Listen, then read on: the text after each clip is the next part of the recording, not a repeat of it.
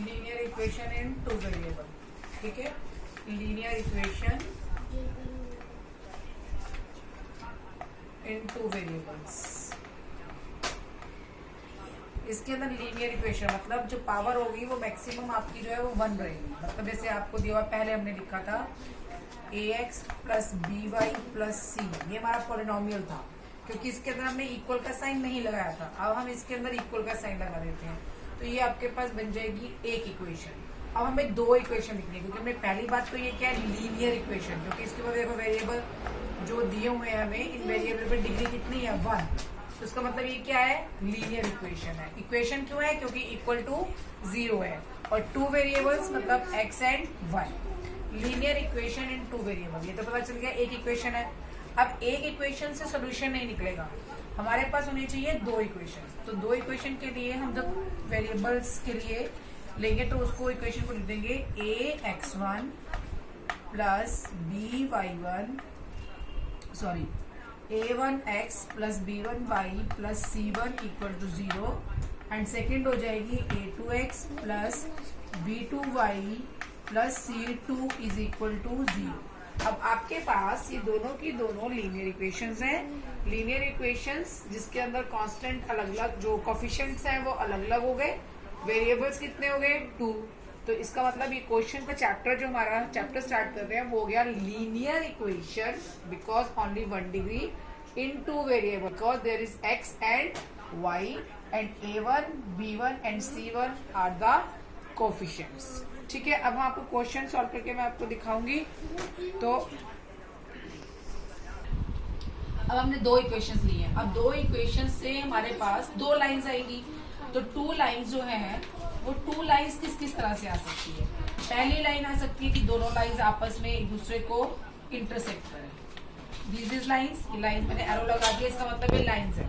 दोनों लाइंस एक दूसरे को इंटरसेक्ट कर रही हैं। ठीक है, अगला हो सकता है कि दोनों की दोनों लाइंस को इंसाइड करें, मतलब एक लाइन दूसरे के ऊपर आ रही है, एक लाइन दूसरे के ऊपर आ रही है। तीसरी कंडीशन के अकॉर्डिंगली एक और है जिसके अंदर दोनों लाइंस आपस में पैरेलल आ रही है, मतलब इसमें हो गया आपका इंटरसेक्टिंग, इंटरसेक्टिंग है इंटरसेक्टिंग, और इसके अंदर हो गया कोइंसिडेंट, कोइंसाइड, कोइंसाइड, और आपको वैसे बुक में गिवन भी है, और इसमें हो गया आपका पैरेलल लाइंस। ये तीनों के तीनों कंडीशंस है।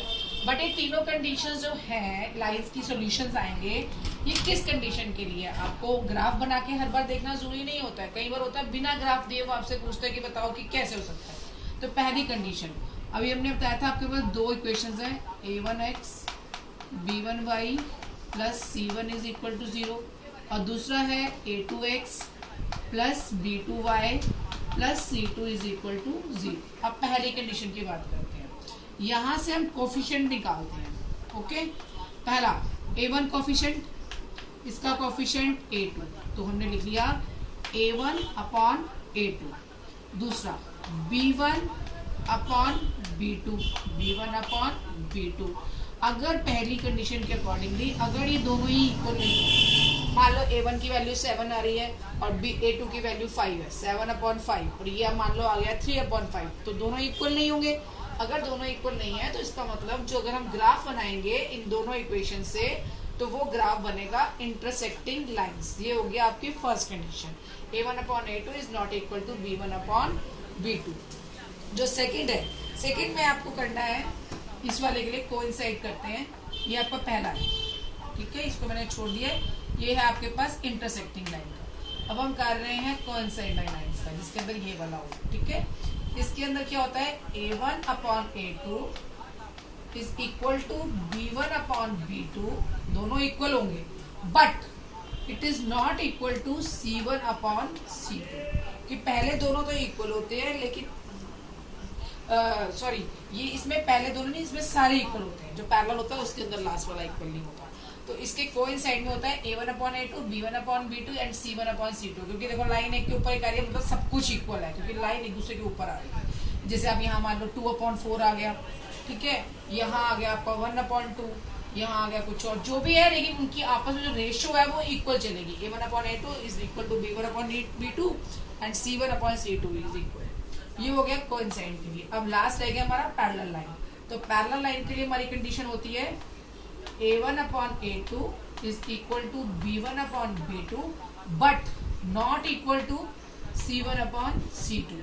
A1 A2 और B1 B2 तो इक्वल होंगे, लेकिन C1 अपॉन C2 जो है वो उसके इक्वल नहीं होगा। तो ये तीनों कंडीशंस विदाउट ग्राफ, हम इन तीनों कंडीशन से ये बताते हैं कि अगर दो लाइंस गिवन है तो दोनों लाइन से हमारा ग्राफ जो है वो कैसा बन सकता है। एग्जांपल लेंगे जिसे हम ग्राफिकली भी प्रूव करेंगे और जो कंडीशन मैंने बताई है उससे भी हम प्रूव करेंगे कि ग्राफ किस तरह का होगा। आपको इक्वेशन हम ले रहे हैं, मान लीजिए x plus 3y is equal to 6 और सेकेंड इक्वेशन ले रहे हैं हम 2x minus 3y is equal to 12। ठीक है, ये आपको दो इक्वेशन दी हुई है, दोनों इक्वेशंस को हम यूज करेंगे पहले बताने के लिए कि ग्राफ के बिना कि ग्राफ कैसा बनेगा, फिर हम देखेंगे प्रैक्टिकली कि ग्राफ ऐसा बनता है या नहीं बनता। अब ये x है, ये x है, यानी इसके अंदर a1 हो गया आपका 1, b1 हो गया आपका 3। ठीक है, इसको हम इधर लेके आ जाते हैं, सारी कंडीशन इधर लेकर आ जाओ ग्राफ में। अगर आप नहीं भी लाओगे तब भी कोई प्रॉब्लम नहीं होगी, फिर उसको भी ध्यान रखना है कि वो भी उधर होना चाहिए, मतलब दोनों की जो C21 C1 है उनकी पोजीशन सेम होनी चाहिए। अगर आप इधर लेकर आ जाते हैं तो आपको हो जाएगा C1 इज इक्वल टू -6, यहाँ भी same, A2 is equal to 2, B2 is equal to -3 and C2 is equal to -12। अब हमको मैंने आपको रखा कि ग्राफ में पहले हम A1 अपॉन A2 लिखते हैं। A1 अपॉन A2 कितना आया देखो 1 upon 2। Next B1 upon B2 कितना आया 3 अपॉन -3। ये आपका 1 अपॉन 2 है, 3 से 3 कैंसिल हो गया, कितना आ गया -1। तो इसका मतलब A1 upon A2 is not equal to B1 upon B2। तो मैंने अभी आपको जो कंडीशन बताई थी उसके अकॉर्डिंगली कि अगर ये दोनों इक्वल नहीं होते तो ग्राफ कैसा बनेगा, इंटरसेक्टिंग लाइंस, वन पॉइंट पर इंटरसेक्टिंग लाइंस। अब यही वाला क्वेश्चन हम ग्राफ के अंदर बना के देखते हैं। ओके, अब हम इसी क्वेश्चन को ग्राफ में बनाएंगे। आप 9th क्लास में करते थे, पहले एक इक्वेशन लेते थे, उसके 3 पॉइंट लेते थे, फिर सेकंड, उसी तरह अब इसमें 2 बार लेने हैं। एक बार हम इससे 2 पॉइंट लेंगे, 3 पॉइंट ले लो, और एक बार इससे 3 पॉइंट, और फिर उसी को सेम ग्राफ में बनाना है, अलग अलग नहीं बनाना है। पहले जैसे मान लो मैं इसी का ले रही हूँ, x plus 3y is equal to 6 है, x plus 3y is equal to 6। x को मान लो मैंने लिया 0, अगर x 0 होगा 0 plus 3y is equal to 6, तो y इज इक्वल टू आ गया हमारे पास 2। तो पहला पॉइंट बन गया हमारे पास 0,2। ठीक है, सेकेंड पॉइंट लेते हैं इसी तरह, हमने मान लो x को ले लिया, y को 0 ले लिया, x is equal to y को हमने 0 ले लिया 6, तो ये x इक्वल टू आ गया 6। तो इसका पॉइंट एक बन गया हमारे पास, x की वैल्यू 6, y की वैल्यू, ध्यान रखना है x पहले है y बाद में है। x की वैल्यू 0 पहले लिखा मैंने, y की वैल्यू 2। इसके अंदर x की वैल्यू कितनी आई है 6, तो हमने लिखा x 6 and y is equal to 0। तुम्हारे पास 2 पॉइंट आ गए ये वाले यहाँ से, और 2 पॉइंट आ गए, 1 पॉइंट आ गया ये। सिमिलरली हम सेकेंड में लेते हैं, हमने लिया x इक्वल टू 0, तो 2 multiplied by 0 minus 3y is equal to 12। 0 से किसी को मल्टीप्लाई करेंगे तो आंसर 0 आता है, therefore minus 3y is equal to 12, y is equal to 12 upon -3 कितना आ गया -4।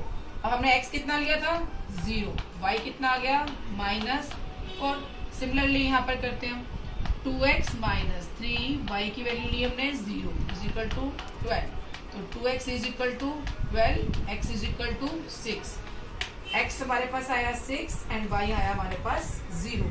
2 पॉइंट हमने यहाँ से निकालने को 2 पॉइंट आप क्लियरली निकालो, कोई जरूरत नहीं है थर्ड पॉइंट की, आप 2 वैल्यू से भी सॉल्व कर सकते हैं। अब आपके पास 2 पॉइंट याद रखने हैं आपको, मैं आपको बाकी सारा रब कर रही हूँ, सिर्फ पॉइंट बता रही हूँ कौन कौन से जो रह रहे हैं। ठीक है,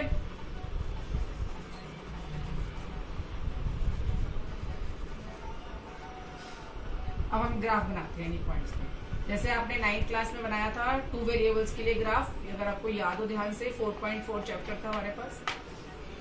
ये आपका 0,0 होता है, 1 2 3 4 5 and you take it 6। Similarly यहाँ पर -1 -2 हमें नेसेसिटी नहीं है, इसलिए छोड़ भी सकते हैं। 1 2 3 4 5, नीचे की तरफ लेकर आते हैं इसको ऐसे ही, -1 -2 -3 एंड -4। पहला पॉइंट क्या है, पहले इसके पॉइंट लेने हैं, इकट्ठे हौच पौच नहीं करना। पहले आपने एक इक्वेशन के लेने हैं, फिर आपने सेकंड इक्वेशन के लिए, पहले एक इक्वेशन के लेके उनसे लाइन बनानी है, फिर सेकंड इक्वेशन के लेके उनसे लाइन बनानी है। फर्स्ट का है 0,2, ये आपका है 1 2 3 4 5 6, 0,2। 0 का मतलब x की वैल्यू 0, y की वैल्यू 2, तो कहाँ आएगा, इस y के ऊपर, क्योंकि ये y एक्सिस है और ये x एक्सिस है। यहाँ पर y एक्सिस पे x हमेशा 0 होता है, तो x की वैल्यू 0, y की वैल्यू 2। अगला x की 6, y के 0, तो ये x का 6, x का मतलब 6 मतलब x के ऊपर आएगा, और ये हमने आपस में लाइन को ज्वाइन किया। ये हमारा पहला हो गया पॉइंट। नेक्स्ट वाला, x की वैल्यू 0, y की वैल्यू -4, यहाँ आएगा। अगला x 6, y 0, यहाँ आएगा। ये दोनों के दोनों पॉइंट्स आपस में लाइन ज्वाइन कर देंगे, यहाँ पर आके दोनों काटे, तो इसका मतलब ये इसका सोल्यूशन है। और मैंने भी कहा था ग्राफ भी इंटरसेक्टिंग लाइंस बनेगा, तो इस तरह ग्राफ भी इंटरसेक्टिंग लाइंस, दोनों के दोनों आपस में वेरीफाई कर जाएंगे।